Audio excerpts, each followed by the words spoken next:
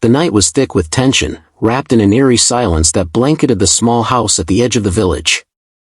Suddenly, the quiet shattered, screams pierced the darkness, desperate and raw. A woman, heavily pregnant, was dragged across the cement floor of a storeroom, her wrists bound with an old dupatta. Her eyes were wide with terror, her voice hoarse from begging for mercy. Shadows danced on the walls as a match was struck, its tiny flame reflecting in the cold, cruel eyes of her mother-in-law.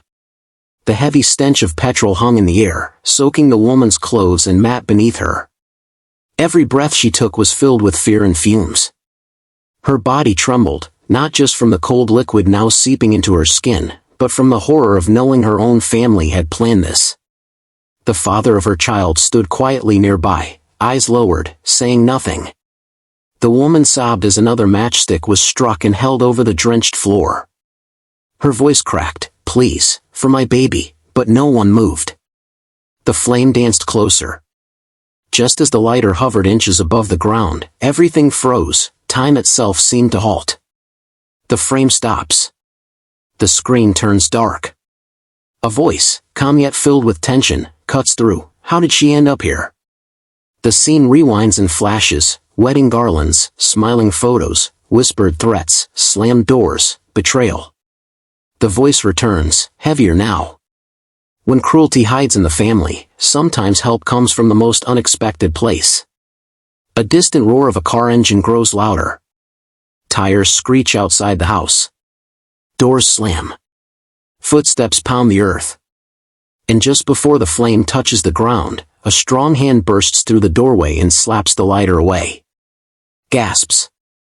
Silence.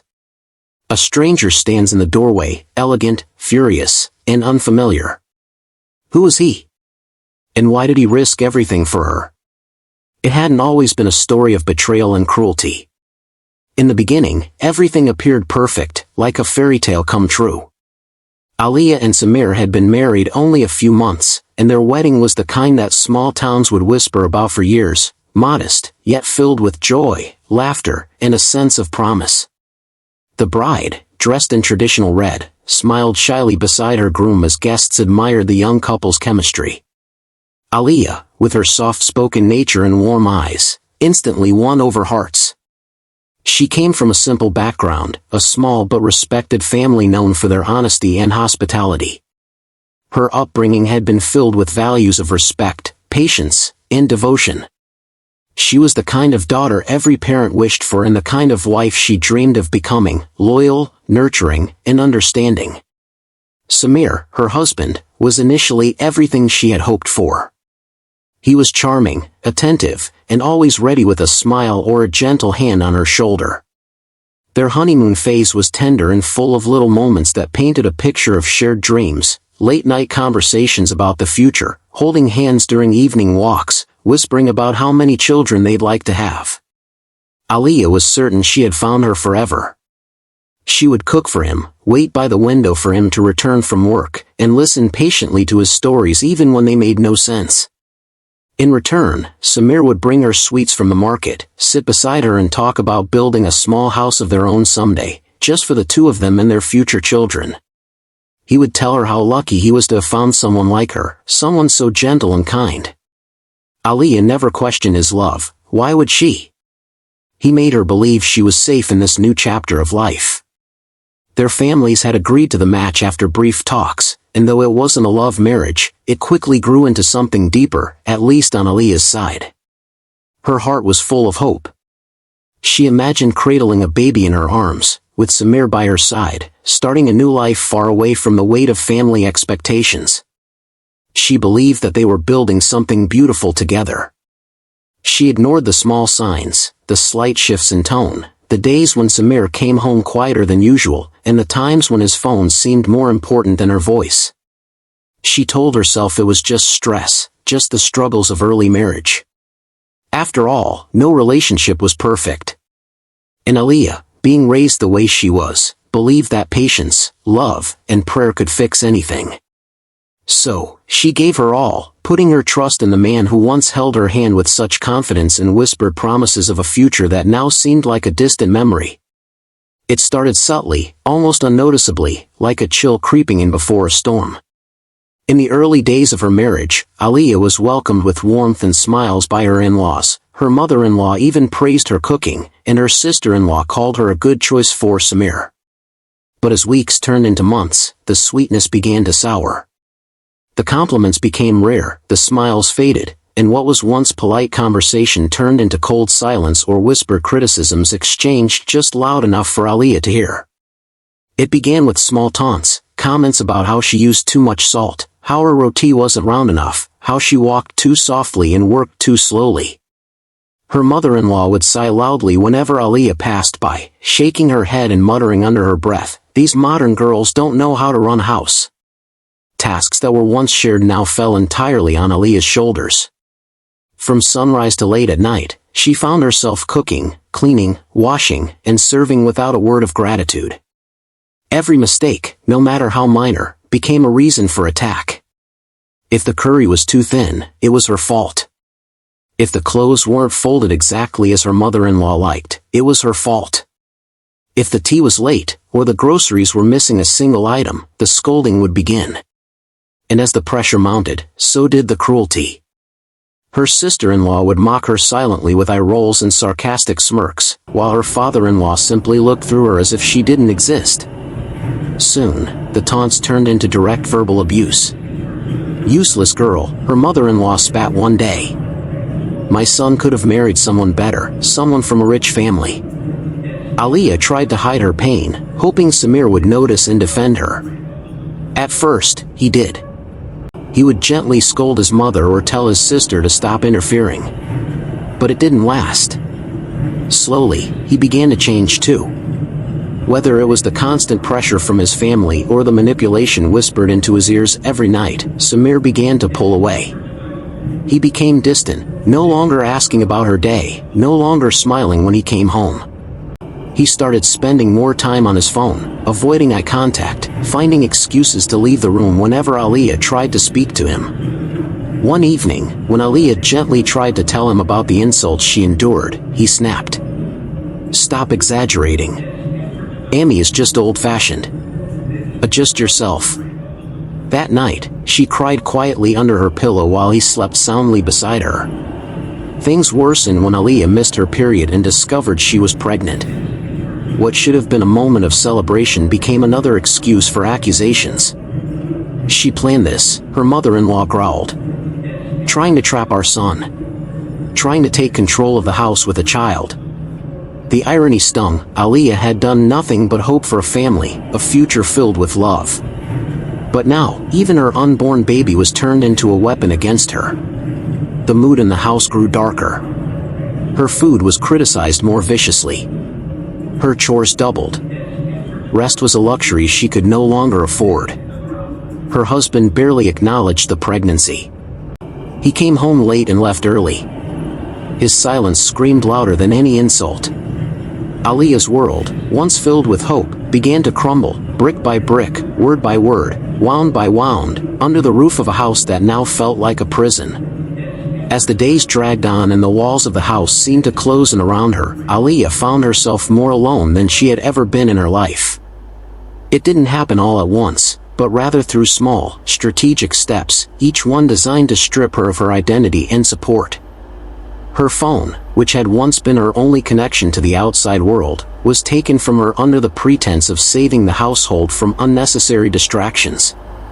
At first, she was told it was temporary, that too much screen time wasn't good for her condition, that she should focus on her health and duties. But the phone was never returned. Every time she asked for it, she was met with a new excuse. Visits to her parents' house were first postponed, then quietly canceled altogether. When her mother called the landline, she was told Aaliya was resting or busy with chores. Aaliya would hear the conversations from the other room, her heart pounding, wanting to scream out that she was there, that she wanted to talk, but she was never allowed near the receiver. Letters she tried to send were torn up or never posted.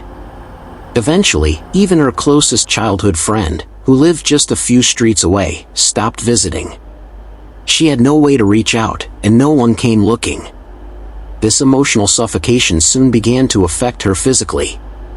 She started feeling dizzy all the time, often struggling to stay on her feet during chores. The workload hadn't been reduced despite her pregnancy. In fact, it had grown heavier, as if to punish her for bringing another mouth into the house. On more than one occasion, she collapsed in the kitchen, only to be slapped awake and told to stop pretending. Her hands trembled constantly, her heartbeat raced for no reason, and dark circles formed under her once bright eyes. Meals were irregular. Sometimes she was fed leftovers, other times nothing at all. No one cared enough to ask how she felt or if she needed a doctor. Every morning she woke up more exhausted than the last, her body slowly giving into the weight of abuse and the absence of care. With nowhere else to turn, Aaliya found refuge in something small but powerful, her old diary. Hidden beneath her mattress, the worn-out notebook became her only confidant. At night, when the rest of the house was asleep, she would light a dim candle and write. Page after page, she poured her heart out, her fears, her pain, her shattered dreams. She wrote about the way her mother-in-law twisted every word she said, the coldness in Samir's eyes, the way she missed her mother's warm embrace and her father's reassuring voice. Sometimes she wrote letters she'd never send, addressed to her unborn child. "I hope you come into a better world," she wrote once. One where love is not a weapon, and silence is not a punishment. The diary kept her sane in a world that was slowly driving her mad. It gave her a sense of control, a quiet space where her voice mattered, even if no one else would listen. It became her silent scream, her prayer, her only form of resistance. And though her body was weakening day by day, the pages filled with her trembling handwriting stood as evidence, not just of her suffering, but of her survival. She held on to that diary like a lifeline, not knowing that one day, those very pages would become the voice she no longer had the strength to raise. The news came on a rainy morning, quiet and unexpected, like a small candle flickering in a room long consumed by darkness. Aaliya hadn't been feeling well for weeks, waves of nausea, sudden dizziness, and a strange heaviness in her body that she couldn't ignore. At first, she thought it was just exhaustion, the result of long days filled with endless chores, sleepless nights, and the emotional weight she carried every waking moment. But when she missed her second period, a quiet thought crept into her mind: what if? With trembling hands and a heart full of fear, she borrowed a pregnancy test from a neighbor under the guise of getting it for someone else. She took the test in the small, cracked bathroom late at night when everyone was asleep.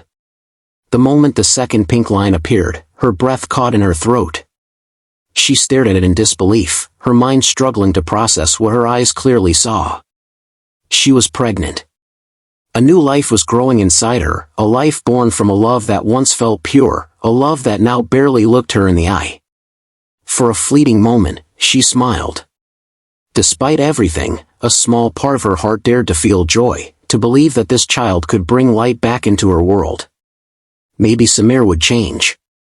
Maybe he would remember the dreams they once shared, the nights they spent talking about having a family. Maybe her in-laws would soften at the thought of a grandchild. But her hope was crushed as quickly as it had appeared. When she told them the news, the room went silent. Her mother-in-law narrowed her eyes, her lips curling into a sneer. "So this is your plan?" she hissed. "You think you'll trap our son with a baby? Secure your place in this house? How clever." Her father-in-law didn't say a word, only shook his head with disgust. Her sister-in-law smirked and muttered something about village girls with old tricks. Aaliya felt like the walls had caved in. There was no congratulations, no happiness, no celebration. Instead, there was suspicion, cruelty, and a deepening hatred that made her skin crawl. The most painful part came when she turned to Samir, waiting, hoping, praying for him to defend her. But he simply stood there, unmoved, his eyes cold and distant. He didn't smile. He didn't speak. He didn't even look at her. The man who once held her hand and whispered about the joy of becoming a father now looked like a stranger. When she finally gathered the courage to ask him what he thought, he shrugged and said, "It's too soon. I wasn't ready for this." His indifference shattered her. She had carried so much alone already, but this child, she thought it would be their shared miracle. Instead, it became another reason for them to torment her. Her food was cut down further. Her work increased. Every day she was told she was useless, lazy, and pretending to be weak. "If you're strong enough to carry a baby," her mother-in-law snapped, "you're strong enough to clean the whole house." What should have been the most beautiful chapter of her life had turned into yet another nightmare, and the worst part was, no one seemed to care that she was breaking under the weight of it all. The air in the house had grown heavier with each passing day, thick with something unspoken, something sinister. Aaliya had begun to notice things, doors being locked at odd times, hushed conversations that abruptly stopped whenever she walked into the room, glances exchanged between her in-laws followed by unsettling silence. At first, she tried to convince herself it was just paranoia, the result of months of abuse and fear eating away at her mind. But it wasn't in her head. There was something real, something dangerous lingering beneath the surface, and every instinct in her fragile body screamed that something terrible was coming. She began to stay up at night, pretending to sleep while listening closely. The whispers grew clearer with time. One night, while curled up in the far corner of the room, she heard her mother-in-law's voice, low and sharp like a knife slicing through the dark. "Petrol, just enough to soak her clothes," she said. "No one will know. We'll say she was depressed, pregnant, stressed, and she couldn't handle it." Aaliya's blood turned to ice. Her breath caught in her throat, her hand covering her mouth to stifle the cry that almost escaped. She pressed her ear to the wall, heart pounding violently against her ribs. "In the lighter?" her sister-in-law asked. "We'll say we found it next to her. She poured it on herself. It'll look like suicide. People will believe it. Women like her are emotional, dramatic. Everyone knows that."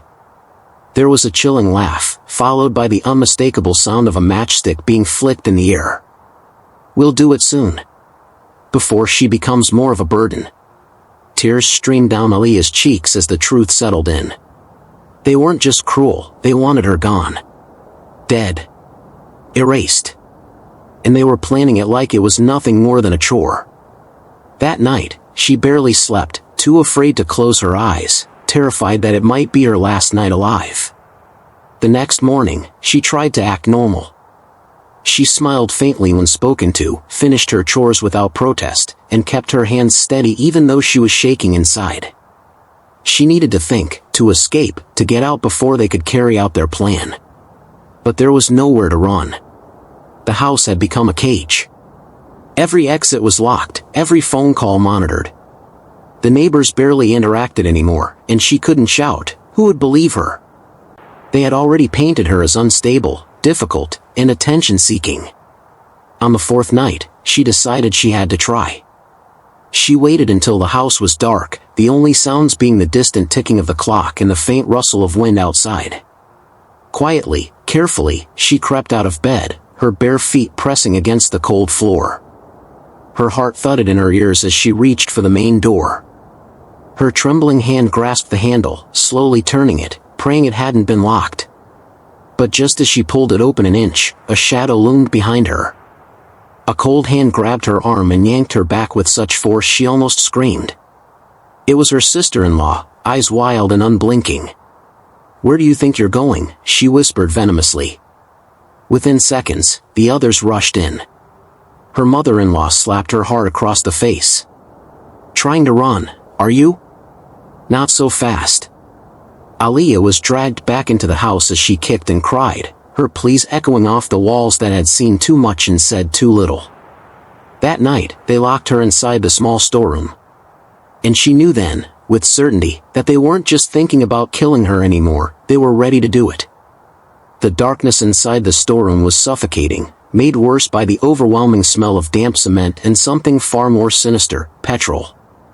Aaliya had been shoved into the small, windowless room with such force that her knees scraped against the floor, and before she could even regain her footing, rough hands grabbed her again.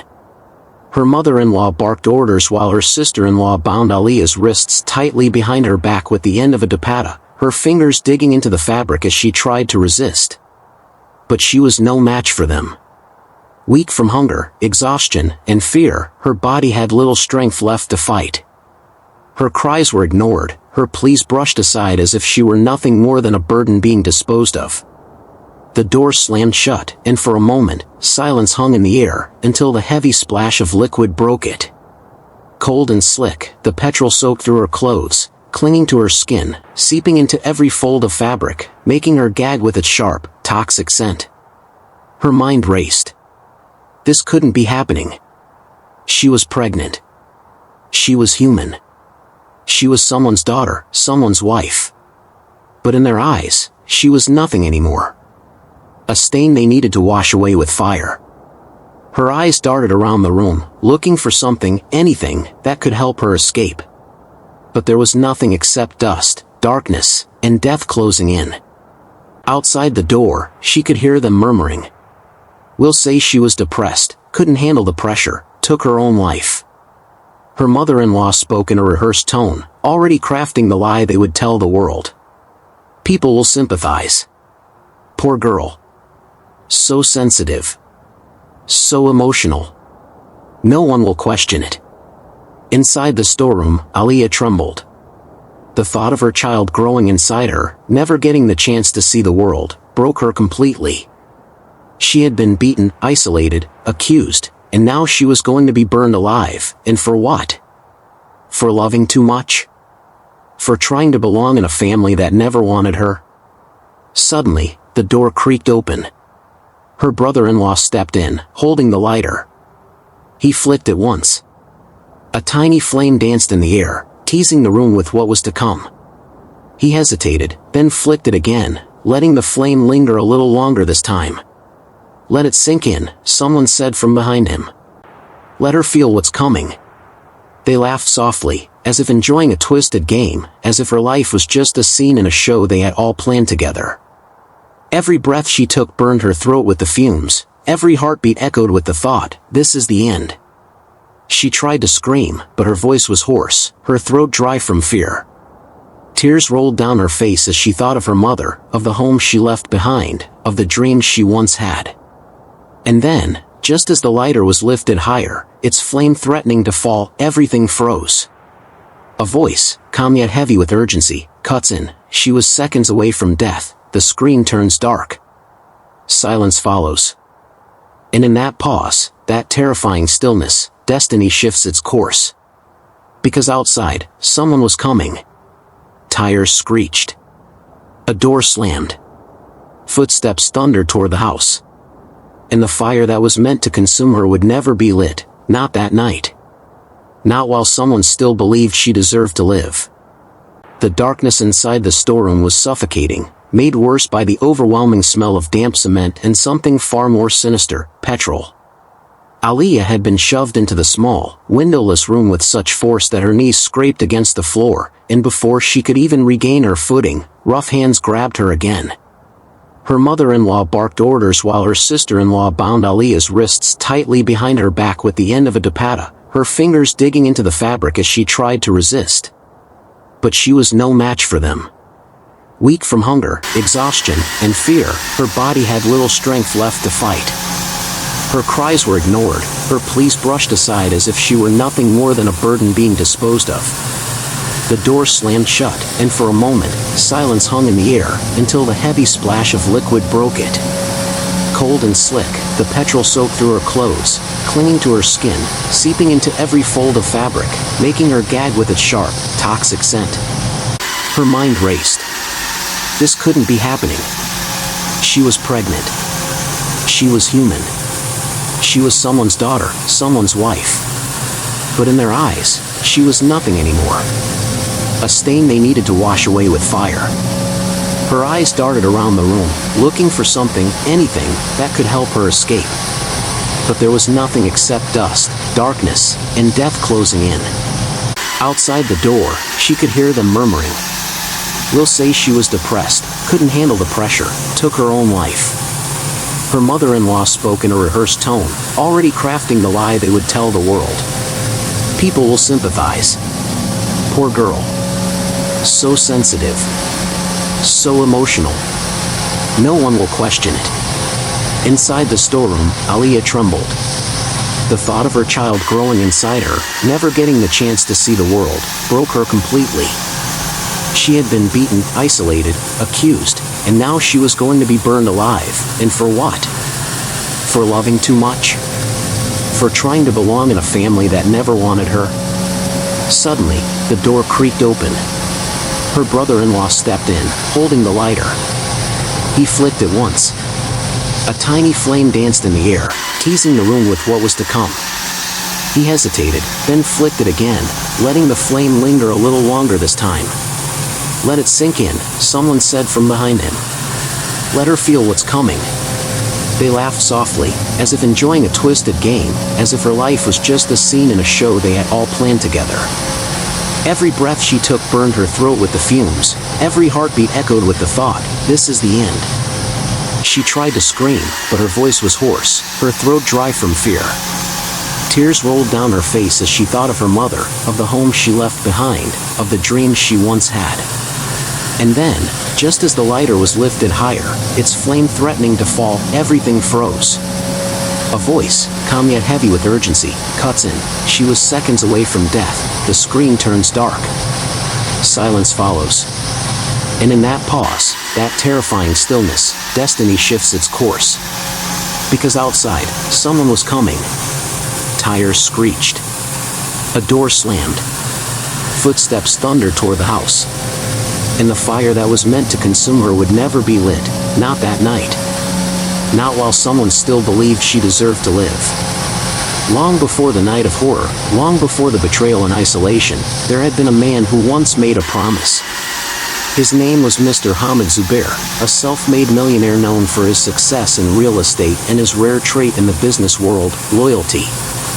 Years ago, when Aaliya's father, Mr. Fayaz, was alive, the two men had worked side by side. Fayaz, though not wealthy, was deeply respected for his honesty and integrity. He ran a small construction supply business and had been a silent partner in one of Hamid's early real estate ventures. They were more than business associates, they were friends who trusted each other when the stakes were high and success uncertain. Hamid had always admired Fayaz's moral compass, his humility, and his unwavering sense of duty to his family. When Fayaz fell ill, Hamid was there through every hospital visit, every test, every prayer. On his deathbed, Fayaz had held Hamid's hand tightly and said just one thing, "Promise me, if Aaliya ever needs anything, you'll be there." She's soft-hearted. Too trusting. The world isn't kind to girls like her. Hamid, with tears in his eyes, had nodded. "I swear on everything I've built. I'll be there, no matter what." But as the years passed, life pulled people in different directions. Aaliya's marriage happened quietly, and Hamid, immersed in his empire, wasn't involved in the match. He had sent a generous gift in his blessings but hadn't looked closely into the family she was marrying into. He assumed that her mother and uncle had done their due diligence, and Aaliya, ever so gentle, hadn't spoken a word of her struggles. But sometimes, fate whispers in strange ways. On the very night the fire was about to be lit, Hamid couldn't sleep. He was in his study, sipping tea and reading documents, but his mind was restless. A strange uneasiness wrapped around his chest like a tightening rope. He tried to dismiss it, maybe it was work stress, maybe just a late hour, but it wouldn't go away. He picked up his phone and scrolled through random numbers, his thumb pausing on the contact saved as Fayaz Bai's daughter. He hadn't called in months. He thought about how she must be pregnant, hopefully happy. But something didn't sit right. The images he saw on her wedding day, the nervous smile, the way she avoided eye contact, flashed in his mind again, sharper now. Without fully understanding why, Hamid stood up, grabbed his car keys, and told his driver to stay home. He would drive himself. There was something in his gut that screamed for action, for urgency. The roads were nearly empty, the night air cool, but his hands gripped the steering wheel tightly as he made his way toward the address he had memorized long ago.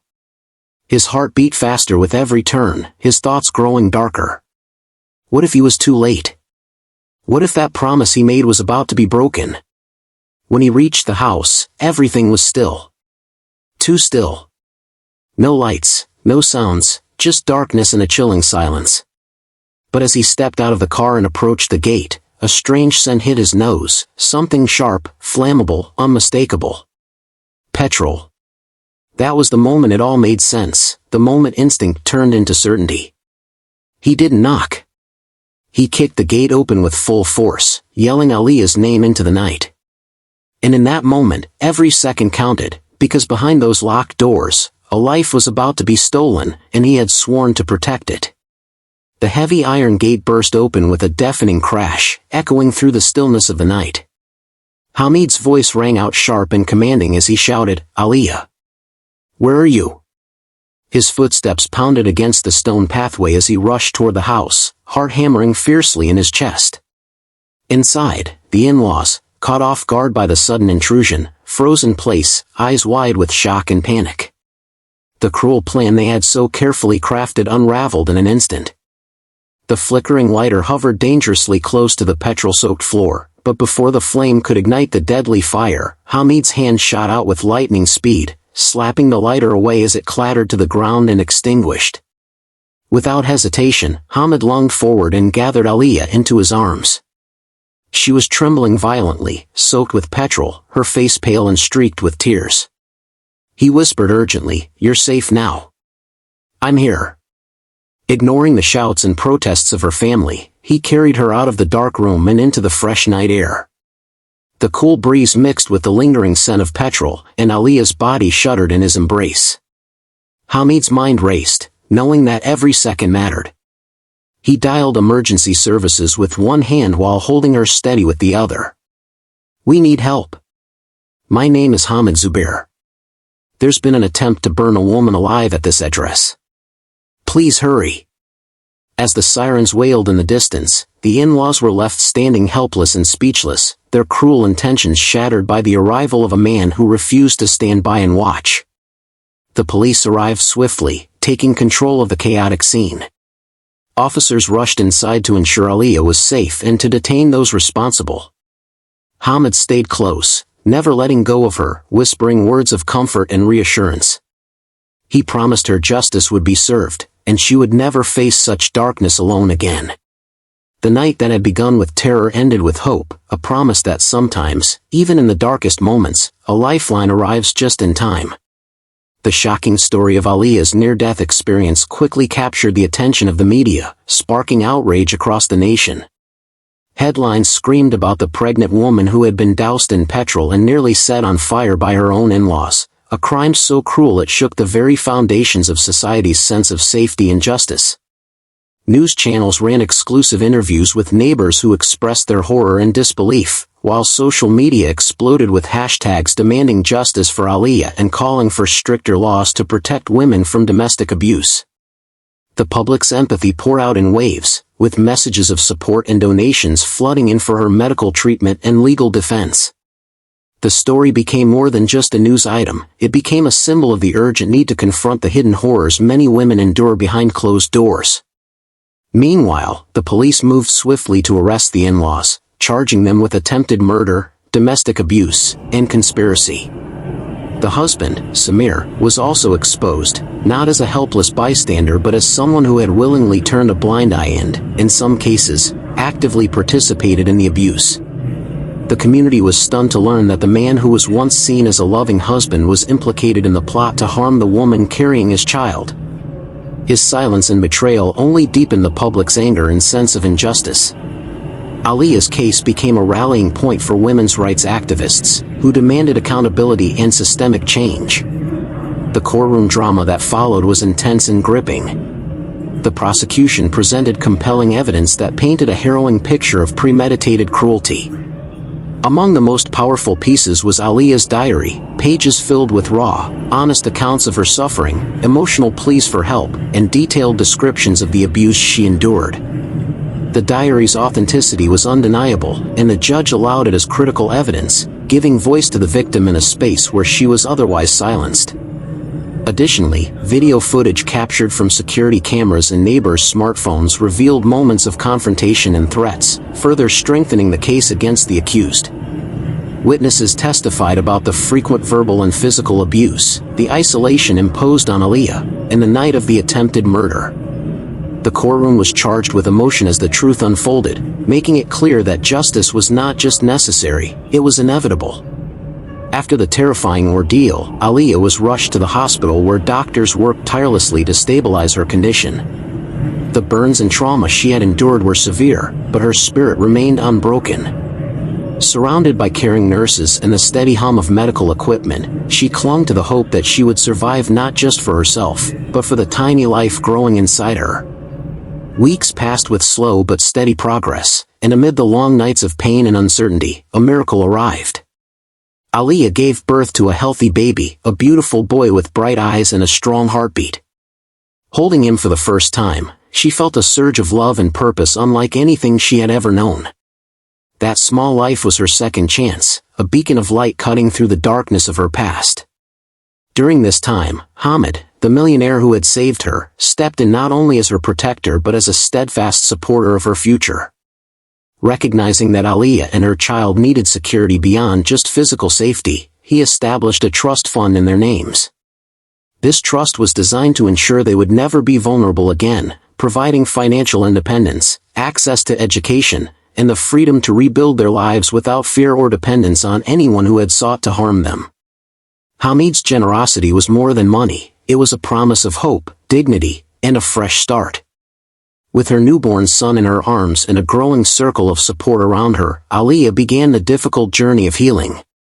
Physically, the scars on her skin were painful reminders of what she had survived, but each day they faded just a little more. Emotional healing proved to be more complex. Waves of trauma, fear, and grief threatened to overwhelm her at times. But with counseling, the warmth of new friendships, and the strength she found within herself, Aaliya slowly reclaimed her life.